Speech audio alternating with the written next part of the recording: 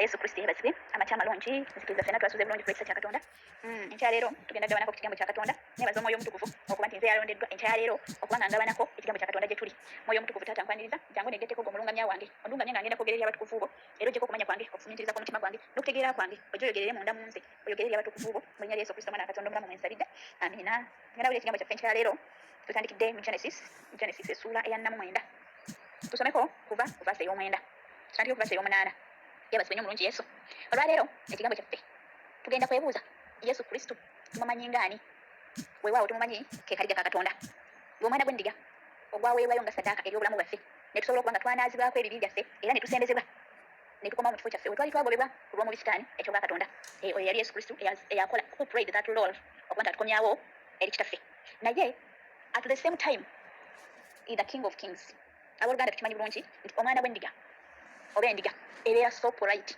tesobola kuvaamu kigambo wogigamba nti genda weegenda Yesu yakola ekyo ng'atufiirira ku musaalaba era nga yeetowazizza to that extent yokuba nti yatufiirira but he is the same Lord whom we call the Lord of Lords. What makes him that? Mu Yesu Kristo tulabamu embala bbiri ey'okubeera nti omwana gw'endiga ate nga ye mwana gw'empologoma at the same time olwaleero njagala twogereko biki ebireetera Yesu Kristo okuba nti ajjayo the other character of being a Lion of Judah. Yebazibwe nnyo omulungi Yesu Katonda waffe tukkiriza nti ye Katonda ajjudde ekisa n'okusaasira naye ekyo akikola nga okomyewo gy'ali ne weetowaza era ne wennenya ebibi byo naye bw'aba nga akugambye alina kyakugambye okole kyova olaba Joshua yagamba abaana ba Isirayiri nti ye Katonda ow'obujja bwe tugendako ndowooza yali Yoshua 2:4 ng'agamba oyo Katonda bwe tuweereza ye Katonda ow'obujja tayagala bamugattika bw'aba akugambye kola ekintu kikole mu bujjuvu bwakyo oleme okwekkiriranya obeere omuntu omugonvu kubanga what we know bw'ojeemera Katonda obeera ogonze eri sitaani bw'ogondera sitaani obeera ojeemye eri Katonda in other words bw'osalawo gwe okubeera nti weekkiriranya ekitegeeza ojeemedde Katonda era ng'ogondedde sitaani ate olumalya bw'otyo okubeera nti gwe sitaani gw'ogondedde immediately oba ofuuse omulabe eri Katonda okutuusa bw'olifuna ekisa ne kikugwako n'oddamu ne wennenya yebazibwe nnyo omulungi Yesu enjiri ya leero ndowooza ngibumbyebumby bwentyo naye njagala tufune ku byawandiikibwa tulabe Yesu Kristo kyatandikirawa okuba nti is the Lion of Judah bwe tugendako mu Genesis 4:9 verse 8 okutandikira ku verse esooka we have an heading saying Jacob's last words to his sons. Jacob ffenna tumumanyi ye omusajja eyakyusiga erinnya era n'abeera Isirayiri nga n'atera okufa abaana be okusinziira ku bunnabbi bwamuyitiramu buli mwana yamulaga ewa gy'agwa naye kino ekika kya Yuda yakiwa obufuzi to the extent that they will reign okutuusa obulokozi obw'oluvannyuma what we can call eternal life naye nga balina kabaka eyafuga ekyo up to that end nga Yesu Kristo yaviira ddala mu kika kya Yuda era y'empologoma gye baayogerako nga batandika verse 8 says Juda yali ayogedde era atandise ku baana be bwe yatuuka ku Yuda n'amugamba bw'ati Yuda you are he whom your brothers shall praise. Yesu yebazibwe yamugamba nti Yuda gwe baganda bo bagenda kukusinzanga nzita okusinza weewaawo praise era bwe tuba tulabira ddala Yesu bwe yamala okuwangula era yafuna erinnya erivundamiddwa kyova yabagamba nti baganda bo bagenda kuba nga bakutendereza yes praise it is to be praised okutenderezebwa your hands shall be on the neck of your enemies yebazibwe nnyo Yesu n'addamu n'amugamba nti omukono gwo gulubeera ku nsingo ey'abalabe bo ndowooza njogeddeko ku balabe ba Katonda era tubategedde bebaani your father's children shall bow down before you yamugamba nti baganda be bagenda kuba nga bamuvunnamira Yesu yebazibwe olw'omwenda Juda is the lion's whelp n'agamba nti Yuda gwe oli mwana gw'empologoma yebazibwe nnyo Yesu from the play my son you have gone up n'amugamba nti oyambuse mwana wange okuva ku muyigo ki bwe yali ayogerako abayizi ndowooza bwe bayiga tukkiriza ffenna nti bagamba nti empologoma is the king of beasts kyobola abagane nti ayambuse ng'avudde ku muyigo ekitegeeza Yuda yalina mission gye baamutumako talina okuba nga alina gy'ayigga ku nsi kuno mu ntandikwa naye nga kigenda kukomenkerezebwa okuvaawa tweyongereyo he bowed down he lies down as a lion bwe baamala okumulagulako ebintu ebyo yavunnama mu maaso ga kitaawe era n'abeera ng'empologoma and has a lion who shall rouse him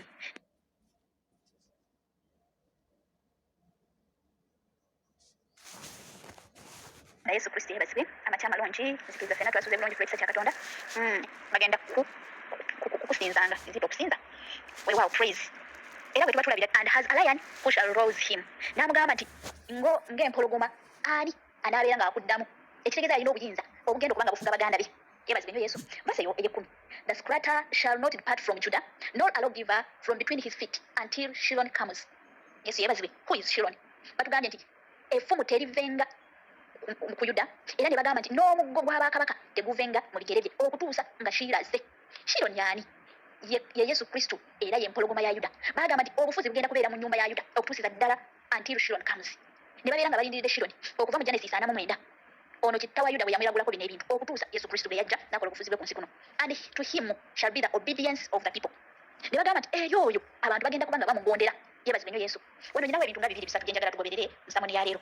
Batugambye nti ekika kya Yuda kigenda kuba nga kirimu effumu erifuga era n'omuggo ogw'obwakabaka obutavaamu okutuuka nga Shiloh nazze. Ate Shiloh n'oyo bw'anaaba atuuse wetutegeeredde ddala Shiloh is a rest giver.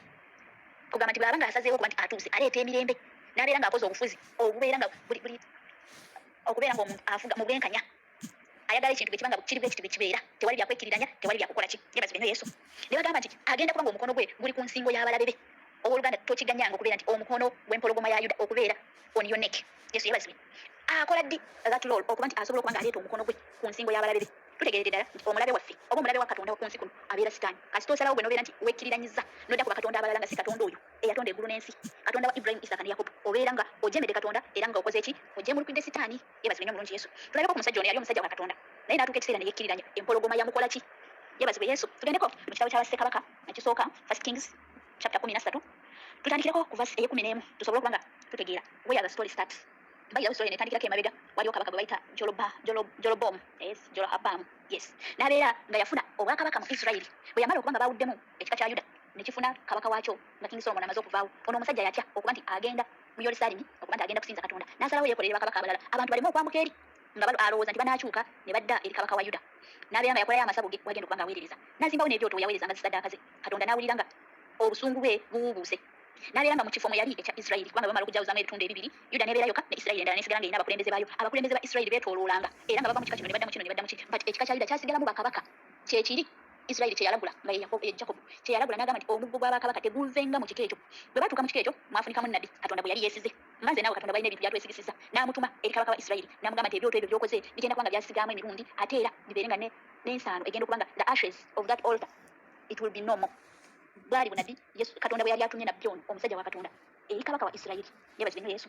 Naye alina ebiragiro bye yamuwa abasinga Katonda tumuwulidde ayogedde gye tuli naye ne tutagoberera byatugambye ne tukomekereza nga twekkiriranyiza. Njagala tusomeko kweno story ngenda tusoma mpolampola tusobole okuba nga tutegeera but I will preach nga tutandise tutuuseko ku verse 24.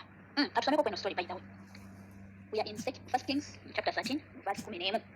Now an old prophet dwelt in Bethel, and his sons came and told him all the works that the man of God had done that day in Bethel. They also told their father the words which he had spoken to the king. And their father said to them, which way did he go?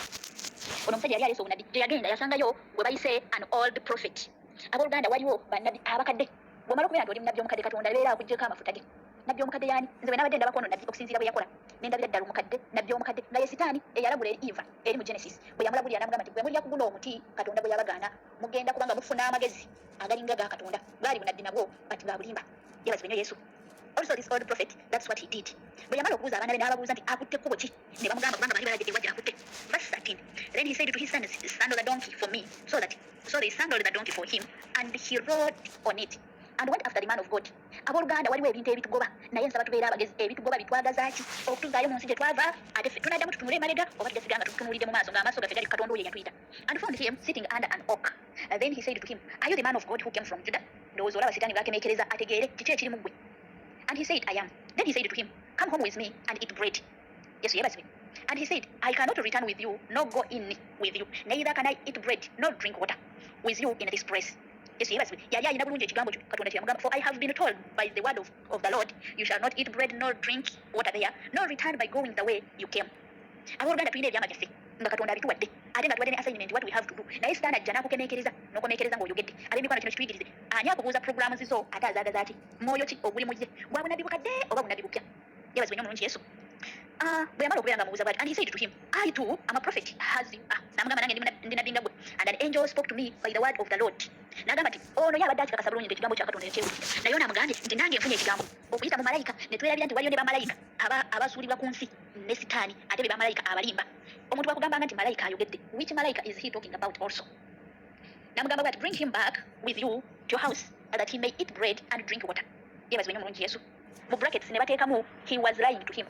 Yali amulimba. Omulimba y'ani ab'emikwano? We all know that Satan is the father of all liars. Ono omusajja yali amaze okuva eri Katonda ng'agoberedde ebiragiro bya kabaka oli eyakola amasabu nga bwe banamulira era nga yavadda ku Katonda nga kati ali ku bunabbi bwa Sitaani obw'obulimba. Yeebazibwe nnyo omulungi Yesu. Ab'emikwano tumanye baani abatulagula ate basinzidde ku ki? Omuntu n'osooka omala omubuulira ebyamagyo ne weeyambula wenna n'alyoka akugamba nno nze Katonda yandaze bw'ati bw'ati. My dear, we have to be watchful. Tugenda kubuukako tugende. Omusajja bwe yamala okumugamba bw'atyo n'addayo ewuwe n'alya ne yeerabira nti Katonda yamugamba nti tobeerako ky'olyayo ate tobeerako ky'onga. Tusomeko verse 24. when he was going, a lion met him on the road and killed him. And his corpse was thrown on the road, and the donkey stood by it. The lion also stood by the corpse. Yebazi nnyo Yesu. Eno y'empologoma gye njagala okulaba. Mulowooza mpologoma ki eyo yajja n'ebeera nga yasisinkana omusajja ono n'emutta. Wanno Katonda yali amaze okuba nti obusungu bwe bubuuse era nga kati takyagira mu kifaananyi eky'endiga. Wali we yajja n'asinkana jjajjaffe Ibrayimu ng'ali ku lusozi agenda kuwaayo omwana we ne yeeraga Yesu Kristo ng'ali mu kifaananyi ky'endiga. Ono yeeraga ng'ali mu kifaananyi ky'empologoma. Lwaki? Omusajja yekkiriranyiza n'ava ku kigambo kya Katonda n'akola ekigambo kya nabbi w'obulimba. Ekyo bwe ngenda omuyita an old prophet, he lied the man of God. That means is a false prophet. Yamulimba. Yebazi nnyo Yesu. Tweyongereyo ng'akulaga nti empologoma yamusisinkana n'emuyuzayuza okuva ku ndogoyi. Endogoyi terina kyagibaako, yasigala eyimiridde era terina gye yalaga.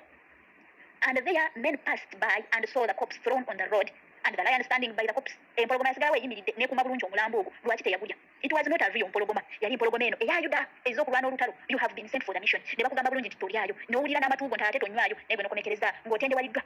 Bwe tumala ne twekkiririranya mu bintu by'obwa Katonda. This Jesus comes out as a lion. Ono omusajja kyamweragirako wano nti empologoma yamuyuza yayimirira bulungi awali omulambo teyagulya. Endogoyi yasigalawo nga nnamu empologoma teyagikwatako. Mulowooza kwikirayan waddaati. Ab'emikwano Katonda waffe wabujja. Ate bw'akutuma okukola ekintu aba ayagala owulire. Bw'oba weewaddeyo era ayogera naawe ng'akulaba n'agamba, let me send this child of mine. He will manage to accomplish this work of mine. But when you fail to do that, he feels angry. N'akomekereza ng'aggyeyo embala eno ey'obufuzi obw'empologoma. Yebazi nnyo Yesu. Then they went and told it to the city where the old prophet dwelled. Ab'emikwano mulale sitani bamala okulimbalimba abeera akulindiridde what next? Kubanga yajja kutta akubba na kuzikiriza.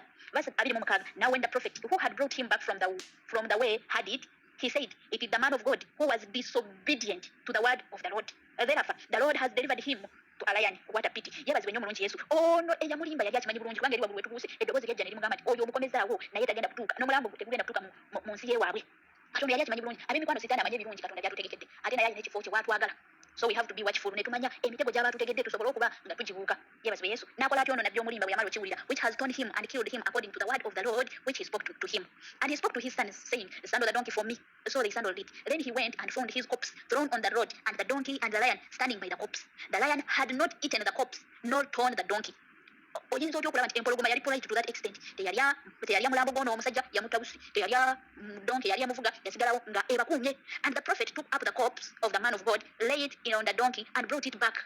So that old prophet came to the city to mourn and to bury him. Then he laid the corpse in his own tomb, and they mourned over him, saying, alas, my brother. It was after he had buried him. And he spoke to his son, saying, when I'm dead, then bury me in the tomb where the man of God is buried. Yebazi nnyo Yesu. Bakulaga nti bwe yamala okumujja wali yamutwala wa mu ntaana ye. Ekitegeeza sitaani agenda n'atutega obukolyo ng'ategese dda yategeka dda ne gundi akimanyi nti gye yeena gy'eri era gye bakuteeka ng'ovudde mu bulamu bw'ensi eno akimanyi nti naye gye bagenda okumuteeka. Ab'emikwano tufeeyo nnyo okuwulira ekigambo kya Katonda okukikuuma tuleme okubeera nga tuyuzibwayuzibwa n'okubeera nga tulimbibwalimbibwa omulala sitaani to that extent ey'okuba nti yasimadde entaana wagenda okuteeka ate nga naye akimanyi bulungi nti naye jjajja. Yebazi nnyo mulungi Yesu. Tusomeko mu kitabo kya Timothy. Ekitabo kya Timothy kirina kitukumaakuma ku bintu bye biti. Ne kigamba nti we have to do a good confession. Bwe tuba nga tumaze okumanya Katonda kyatugambye, we have to keep it. Ne tulema okuba nga twekiriranya tusobole okuba nga ate this lion of Judah alwana entalo eri abo abalabe be naye ate abamukkiririzaamu tuyina essuubi nti tugenda kufuga naye. This character of lion etulaga nti ye mufuzi, a king of kings. Bwe tugenda okufuga naye iffe abanaaba bw'oba nga naawe mwoli anange mwendi abagenda okuba nga tusobodde okumulindirira up to that day bw'ali baakomyewo okukima ekkanisa ye okutali bbala ate olufunyiro. Tusomeko ku verse 11 chapter 6 mu 1 Timothy. Ngenda kusoma mangu tusobole okulaba twegatta tutya to this king of kings who is the lion of Judah. The lion which we know that is the king of beasts. Agenda okuba nga wangula buli nsolo yonna egenda okuba nga ekwegulumbalizaako ku nsi kuno kasita bw'osigala ng'omunywereddeko n'otekkiriranya n'owulira ekigambo kya Katonda ate n'okitambuliramu. Yebazi nnyo mulungi Yesu. It says, but you, O man of God, ne baddamu balinga bali bagamba oli bwe tumaze okulaba kati bagamba nze naawe free these things and pursue righteousness. Ne bagamba ebyo ebintu obiveeko ogobe obutuukirivu, godliness, faith, love, patience and gentleness. Fight a good fight of faith. Ne bagamba olwana okulungi okw'okukkiriza bw'oba ng'owulira ekigambo kya Katonda kikkiririzeemu ekyokukkiriza. Lay hold on eternal life. Tumanye nti waliwo obulamu obutaggwaawo. If not tugenda kuba nga tuyuzibwayuzibwa empologoma tukomekereze nga tuziikiddwa mu ntaana eri ey'omulimba beera atulinde. Kyova olaba ne batugambye nti we lay hold on eternal life, to which you were also called and have confessed a good confession in the presence of many witnesses. Abalokola abalokoka nze naawe kugamba nti waliwo okwatula okulungi kwe twayatula mu maaso g'abantu abangi nengamba nti nze Brenda ndokoza olwaleero era nzikiriza Yesu Kristo okubeera nti is my personal savior. 13 it says, I urge you in the sight of God who gives life to all things and before Christ Jesus who witnessed to good confession before Pontius Pilate.